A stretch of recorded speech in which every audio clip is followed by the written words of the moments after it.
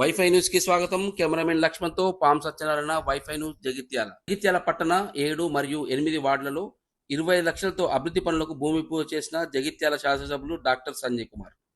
MLA మాట్లాడుతూ అభివృద్ధి నిరంతర ప్రక్రియ అని, జగిత్యాల పట్టణాన్ని గతంలో కన్నా రెట్టింపు నిధులతో అభివృద్ధి చేస్తున్నానని, ప్రణాళిక ప్రకారము చట్టబద్ధత అనుమతులతో నిర్మాణాలు చేపట్టాలని, మౌలిక సదుపాయాల కల్పన ద్వారానే పట్టణం అభివృద్ధి జిల్లాగా చెందుతుందని, తద్వారా పట్టణం నలువైపులా విస్తరించడం జరుగుతుందని, చుట్టుపక్కల గ్రామాలు, శివరు ప్రాంతాలు పట్టణంలో కలవడం జరిగిందని, పట్టణ పరిశుభ్రత అభివృద్ధి విషయంలో రాజీపడే ప్రసక్తే లేదని, ఉమ్మడి జిల్లాలో అత్యధిక నిధులు జగిత్యాలకే మంజూరు చేసి అభివృద్ధి ధ్యేయంగా ముఖ్యమంత్రితో కలిసి పనిచేస్తున్నానని తెలియజేశారు.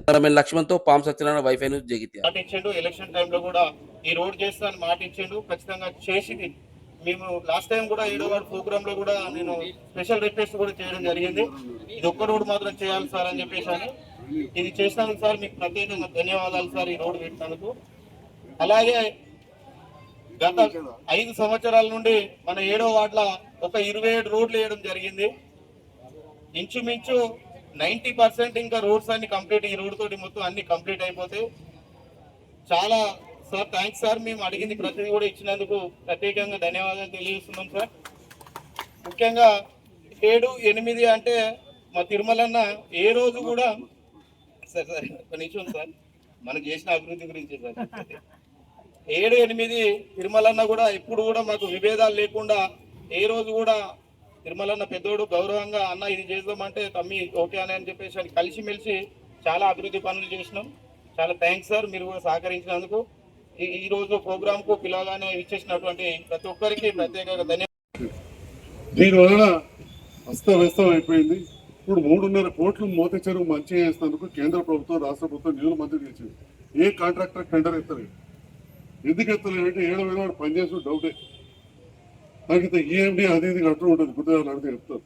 అంత కట్టి ఆ 100 కోట్ల పనికో 1 కోటి రూపాయలు 2 కోట్ల కట్టేకి కలిసి పని చేయరాకపోతే అంతే సంగతులు అవుతుంది. అయిపోయి ధనూరు వాగు పక్కకు మాకు 10 ఎకరాలు మారుతుంటుంది, మూకపోతుంది, అలా చెల్లెలు ఇట్లా తాగుతుంది. ఇప్పుడు ఏమైంది, వాగు కాదు ధనూరు మోరైపోయింది, మోరైపోయింది, మోరైపోయింది. ఇప్పుడు ఆ చెరువు మంచి చేయాలని 3 కోట్ల 15 లక్షలు మంజూరు అయింది. గుత్తేదారు కూడా ముందరకత్తలు. చింతకుంట కండపల్లి కూడా మంజూరైంది. ఎందుకంటే నిన్న ఒక కళ్ళ ముందటే చింతకుంట చెరువు కూడా నీళ్ళు పోయి 4 వాళ్ళ పేద కట్టేది 7 వస్తాయి సార్ అని చెప్పి ఆ వాళ్ళ కట్టలో చెప్తున్నా.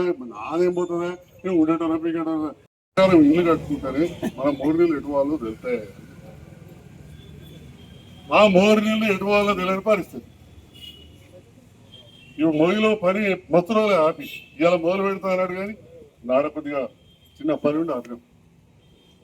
4వ వార్డులో నిన్న ఒక కంప్లైంట్ చెప్తారు, గిరివాడు కట్టారు. అది చెరువే ఉన్నది, ఆడ ఎఫ్టీఎల్ చూసేది లేదు, ఆడ బఫర్ జోన్ చూసేది లేదు. అయిపోయి పాత గంటకి 4 మీటర్ల ముందరికి వచ్చారు. వెనుకపోవడు కాదు, వెనుకనే ఎట్లా బదలకాలని అప్పుడే కొద్దిగా వెనుక జరిగి కట్టుకున్నాం. ఎందుకంటే గంజరోడు చూడరు ఎంత మంచుకుంటాం. గంజరోడు ఎప్పుడో మా తాతలు మా ఇల్లు కానీ ఎంత పెద్ద 2 లారీలు నిలబడతాయి. అందుకే ఆయనతో వ్యాపారం నడుతుంది. ఇవ్వాలంటే కూడా ట్రాన్స్పోర్ట్ మెడికల్ లేకపోతే చీకటి అయిపో మొత్తం అంత ఇటేవచ్చు. అప్పుడంతా అన్నే ఉండే. ఈ సాయిబార్ రాదు కదా, మా నాన్న నాకే ఇచ్చేది. నేను అమ్మిన దానికంటే ఇప్పుడు 100 రేట్లు పెట్టా, ఇప్పుడు దొరకదు. తీసుకుని వెళ్ళాడు. ఇప్పుడు సాయిబార్ ఏదైతే ఉందో 11 గుంటలు షాపులు. మా మహిళా అమ్మలు, అక్కలు తడి చెత్త పొడి చెత్త వేరు చేసి ఇవ్వకపోతే గుట్టలు వేరుకపోతున్నాయి. ఈ వాడకట్టుకెళ్ళి ఎంతో మంది డబుల్ బెడ్రూమ్లకి ఆ పేదోళ్ళ దగ్గర పడ్డాయి. వాళ్ళు రాణిస్తారా, రేపటి ట్రాక్టర్ రానియకపోతే ఏం చేస్తారు, మీ దగ్గరే ఉంటారు. ఇప్పుడు ట్రాక్టర్ అటెన్గా ఈ ఆర్డర్ని వాళ్ళు రానియకపోతే తిమ్మాపూర్లో రొల్లి కాలేదా, నేనైతే కొడుతున్నాను అనుకున్నాను. తిమ్మాపూర్లో రోడ్డు కట్ట ముసలేదా, నల్లగుట్ట కాడ మొత్తం అయిందని ఇక పోలీసు వాళ్ళు వచ్చి కొట్టాలా? అసలు ఆ పరిస్థితి ఎందుకు రావాలి? నేను చెప్పిన కమిషనర్ గారు అదే చెప్తుంది. మన పరిశుభ్రత ఇంట్లోకి ఉంచుకుంటామో రోడ్డు మీద కూడా అట్లే ఉంటాం. అసలు ఇంట్లోకి వెళ్ళే షురు కావాలి, బయట చెత్త వేరకపోవద్దు మన పట్టణంలో అని.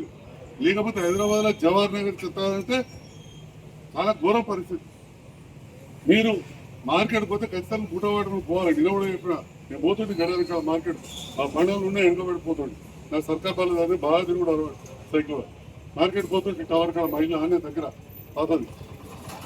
ఇప్పుడు ఏం చెప్తారు గుర్రం మా భాస్కర్ పోతాడు ఇటు ప్రయోజనం కొట్టు ప్లాస్టిక్ కవర్ వేసిస్తారు దాన్ని బండి తొలగేసుకొని వస్తారు అక్కడ వాకింగ్ చేసుకో వచ్చినాక ఏమవుతుంది అన్ని వండి బీరకాయ పొట్టు వంకాయ తొడవలు తినక మిగిలిన అంట్లు ఇవన్నీ ఆ ప్లాస్టిక్ కవర్లు వేసి ఇక చెత్తబుట్టలు వేస్తారు. అది తీసుకుపోయి మా సఫాయన్న ఇక ఆడబడేస్తారు. ఆ ప్లాస్టిక్ అది లోపల కరగదాయ కాలదాయ మురుగదాయ గుట్టలు వేరుకపోయి రేపటి పరిస్థితి ఎండాకాలం వచ్చినాక అగ్గి పెడతారు. ఆ పొగ అంతా రేపు పేదవాళ్ళ ఇళ్ళలో పోతారు. ఆ పొగ పేదవాళ్ళ ఇళ్ళలో పేదకి రాణిస్తారమ్మా. ఈ విషయాలు రెండు గమనించుకోవాలి. టౌన్ ప్లానింగ్ విషయంలో కానీ శానిటేషన్ అభివృద్ధి విషయంలో రాజే లేదు. ఈ ఉమ్మడి జిల్లాలో అత్యధిక నిధులు వచ్చిన పట్టణం ఏదంటే ఇలా జయించాలని చెప్తున్నా.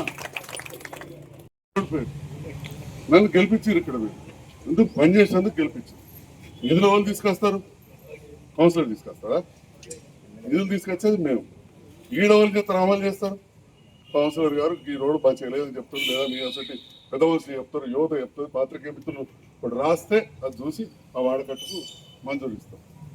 అది తీసుకొచ్చిన వాళ్ళు ఎంత గొప్పలో, ఇక్కడ ఉండి ఇంప్లిమెంట్ చేసే కౌన్సిలర్ ఎంత గొప్పలో, ఇంతకుముందు మేడం చెప్పినట్టు వాడకట్టు అక్క చెల్లెళ్ళు పెద్దలు యువకులు కూడా అంతే ముఖ్యమని చెప్పి ఈ సందర్భంగా తెలియజేస్తాం. మీరు మీ బాధ్యత గుర్తించినాడే ఈ పట్టణం బాగుంటుంది. ఇప్పుడే వచ్చినాం పట్టుబట్టి దరూరు 500 ఎకరాలు జైత్యాల పట్టణంలో కలిపిన. నాకు మోరిలే అన్నాడు, నువ్వు పర్మిషన్ ఇక్కడ తెచ్చుకున్నావు అన్నాడు. దరూర్లో అన్నాడు, నువ్వు దరూర్లో పర్మిషన్ తెస్తావు, ఇక్కడ మోరి అడిగితే మరి మాకు కమిషనర్ వేడుకలు కట్టాలని నవ్వుకుంటా కోపం కాదు. కనబడుతున్నట్టు పని చేసుకుంటూ పోతే కానీ అప్పుడప్పుడు 5-5 లక్షలు టెండర్లు పెట్టుర్రు, 10 లక్షలు టెండర్లు పెట్టుకుంటారు. మా మొగిలో 20-25 లక్షలు పెట్టినా అరే 2 అక్కల బిల్డింగ్లు పెడదాం అంటే కదా రోజు ఇదే పని అంటున్నాడు. పక్కకు తనే ఉన్నాడు ప్రెస్ మీట్లో. కాబట్టి దయచేసి చెప్పేదంటే అభివృద్ధిలో ముందుండాలని నేను గౌరవ ముఖ్యమంత్రి రేవంత్ రెడ్డి గారితో పనిచేస్తాను. విమర్శలు వచ్చినాయి. అసలు విమర్శించిన వాళ్ళే అంతకుముందు ఆకర్షించిన వాళ్ళు కదా, అంతకుముందు ఎర్రపాటిలో తీసుకునే వాళ్ళే కదా. దాన్ని కూడా పట్టించుకోండి. మీరు పట్టించుకుంటే అప్పుడు బాధపడతారు. మీరు పట్టించుకోవద్దని కోరుతున్నారు. ఎందుకంటే పని చేయాలి మీరు. నిజంగా కూడా మీరు పట్టించుకుంటే గిట్టమని వస్తారా 10 నెలల. కాబట్టి పోయినందుకు దాన్ని సార్థకం చేసుకున్నాం. డబుల్ బెడ్రూమ్ దగ్గర మాట్లాడితే డబుల్ బెడ్రూమ్ అంటే ఇవ్వలే. డబుల్ బెడ్రూమ్ దగ్గర బెడ్రూమ్ మనవి కదా. ఎందరు పోయినా మన దగ్గర 170 ఇంటూ 3 వేసినా ఎంతమంది చెప్పారు? 500 మంది. ఈ దగ్గర 200 మంది, 500 మంది. మరి ఈ ఏరియాకలే 1000 మంది వాయి, మరి అదంతా మనలే కదా. అలా నీళ్ళు వద్దా, కరెంట్ వద్దా, సాయంకాలం వద్దా? మరి అవన్నీ చేస్తాం కదా. ఇప్పుడు పోతున్నారు. మళ్ళీ చెప్పిన కమిషనర్ తొందరగా బుద్ధలు పెట్టేయాలి, లైట్లు పెట్టేయాలి, కనీసం మళ్ళీ ఎన్నో పిలుస్తున్నారు టెండర్. తెలిసిన టెండర్ వాళ్ళకి చెప్పండి. సందులలో కొద్దిగా చీకటి అంటున్నారు, అన్నిటికీ లైట్లు పెడతారు. ఇవాళ మీడియా ద్వారా కూడా తెలవాల్సిన అవసరం ఉందని చెప్పి కూడా తెలియజేస్తూ కొన్ని చిన్న సమస్యలు ఉన్నాయి.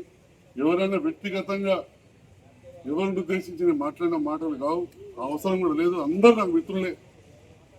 ఎవరికైనా మనసు నొచ్చుకుంటే క్షమించాలి. కానీ ఇది ఉన్న విషయాలు ఉన్నది చెప్పిన. ఎందుకంటే చాలా అస్తవ్యస్తం ఉండేనా. మాస్టర్ ప్లాన్ లో రోడ్డు కాంతి భవన్ ముందరికి వెళ్ళి వైశ్యభవనంకి వెళ్ళి ఇంకా పోషమ్మ గుడి కాడికి వెళ్ళి నిజామాబాద్ రోడ్డు. అది సాధ్యమే చెప్పండి. వైశ్యభవనం కూలగొట్టుకున్నారు, చౌకర్లు పర్మిషన్ రకాలు పెట్టుకున్నారు. నేను వచ్చినాక అది క్లియర్ చేసినా వాళ్ళకి రోడ్డు లేదని గది దిగడానికి 30 ఏళ్ళు పట్టింది. 30 ఏళ్ళు కృష్ణనగర్లో అట్లనే 2 రోడ్లు